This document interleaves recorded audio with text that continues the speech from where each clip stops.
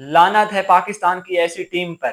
इन लोगों ने हमेशा इंडिया के अगेंस्ट ऐसी परफॉर्मेंस दी है और अपने साथ इन लोगों ने अपने फैंस को भी जलील करवाया है।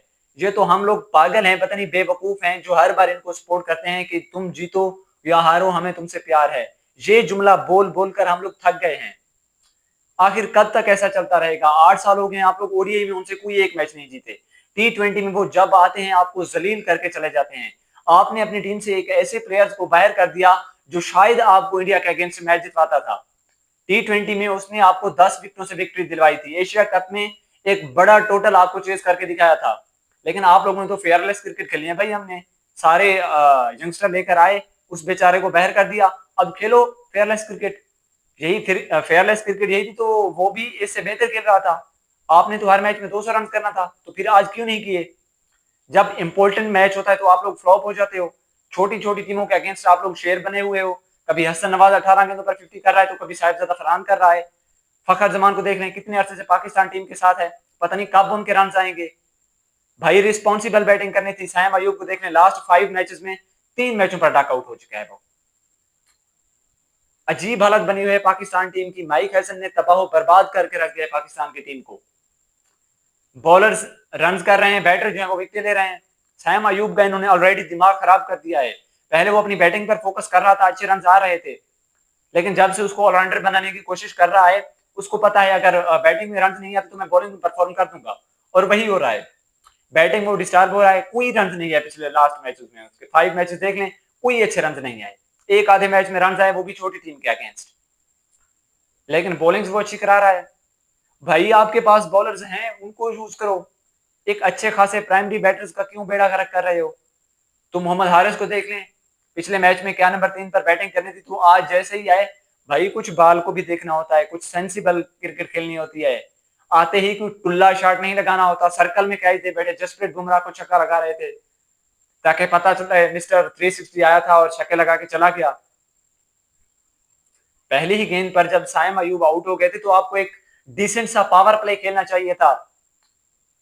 35 से 40 रन आ जाते, कम से कम आपकी एक विकेट गिरी होती, तो उसके बाद आप जैसी क्रिकेट खेलना चाहते थे खेल सकते थे, क्योंकि आपके हाथ में विकेटें होती। दूसरे ओवर में मिस्टर हारिस साहब चले गए। उसके बाद साहिबजादा फरहान और फखर जमान अंडर प्रेशराइज्ड हुए।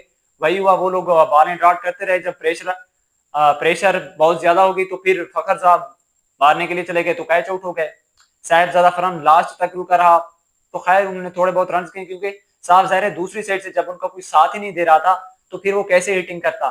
आगा जी बड़े लीडर बने हुए हैं पाकिस्तान टीम के। बड़ा ट्रस्ट है पाकिस्तान टीम के फैंस को इन पर। 12 गेंदों पर आज 3 रन किए हैं उन्होंने।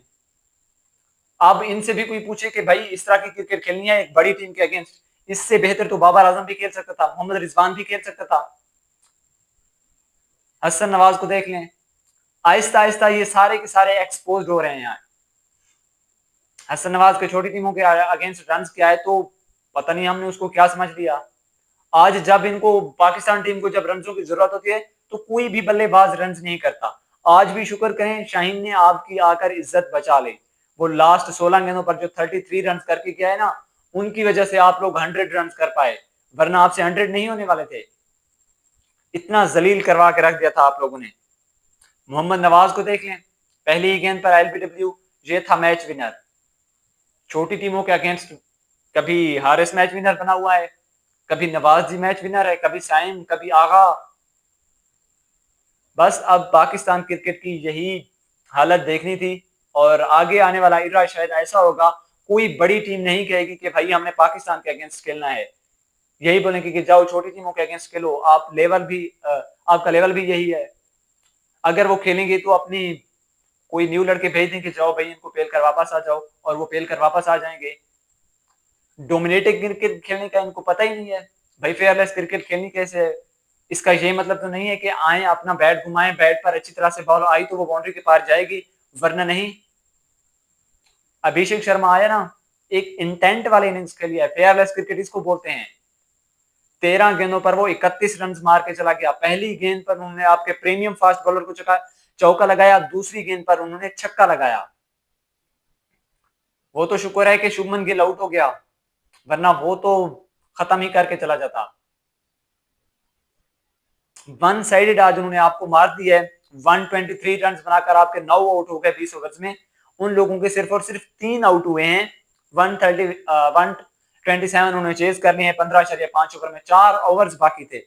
ये भी अगर मैं 100% गारंटी के साथ कह सकता हूं, अगर आप लोग 500 रन भी करते ना, तो 200 रन करते ना, तो फिर भी वो आज चेज करके चले जाते।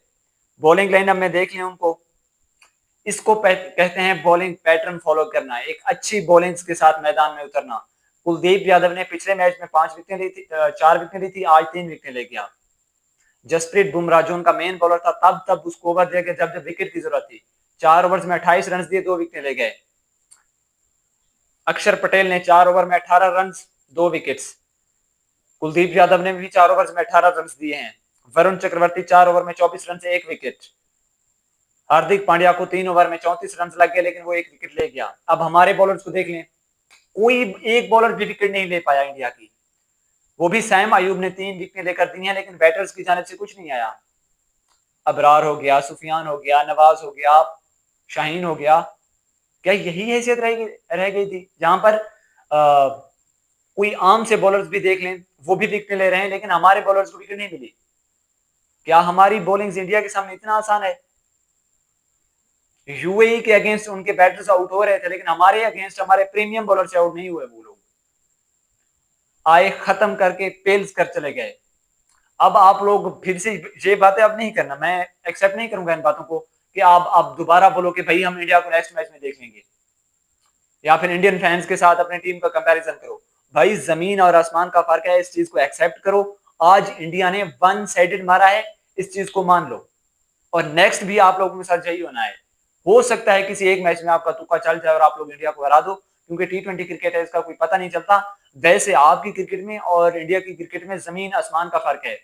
तीनों चीजों में कोई कंपैरिजन नहीं बनता, ना ही बैटिंग में, ना ही बॉलिंग में, ना ही फील्डिंग में। मोहम्मद नवाज के हाथों इजी कैच आ रहा है, तिलक वर्मा का ड्रॉप कर दिया। हसन नवाज के आगे से कैच गिर रहा है, उनसे तो चौका ही छूट गया। कौन कौन सी चीज इंप्रूव करोगे? आपको ये चीजें इंप्रूव करनी है। अभी आप बड़ी टीमों के साथ खुद का कंपैरिजन नहीं कर सकते। अगर आप कंपैरिजन करोगे, बड़ी टीमों के साथ खेलोगे, तो आपका यही हाल होगा। आज पाकिस्तान को 1 साइडेड मार पड़ गई है नाजरीन। इंडिया ने 7 विकेटों से पाकिस्तान को हरा दिया है। पाकिस्तान ने पहले बैटिंग करते हुए 127 बड़ी मुश्किल से शाहीन शाह अफरीदी के बदौलत उन्होंने जो की है, उन्होंने एक अच्छी बैटिंग की है पाकिस्तान के लिए, इस बात को एक्सेप्ट करना होगा। उसकी इनिंग्स की बदौलत पाकिस्तान 127 कर पाई, और इंडिया ने आकर इजिली 16 ओवर से पहले ही चेज कर दिया 3 विकेटों के नुकसान पर, और 7 विकेटों से आज उन्होंने पाकिस्तान को पेल दिया है। और पाकिस्तान की जो औकात थी, पाकिस्तान की जो पहले ये बातें कर रहे थे, यही औकात थी, आज उन्होंने औकात याद दिला दी है। सो आई होप कि अब हम कभी नहीं भूलेंगे, और पाकिस्तान टीम भी कभी नहीं भूलेगी। इंशाल्लाह सुबह एक नेक्स्ट वीडियो पर डिस्कस करेंगे। फिर वक्त के लिए इतना ही। खुदा हाफिज।